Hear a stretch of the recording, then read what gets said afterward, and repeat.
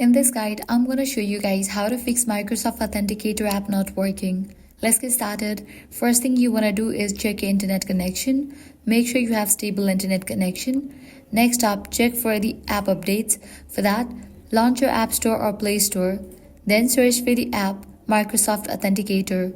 After app appears, if you find the option of update, click on it and update the app to its latest version. Next up, clear cache for the Microsoft Authenticator app.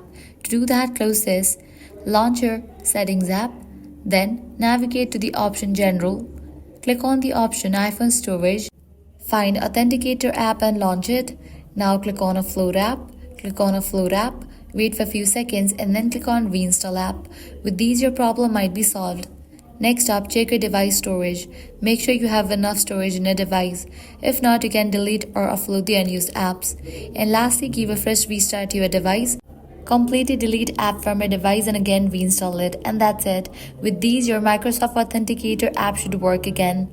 And that's it. If this guide helped you out, do not forget to like, share and subscribe. Thanks for watching.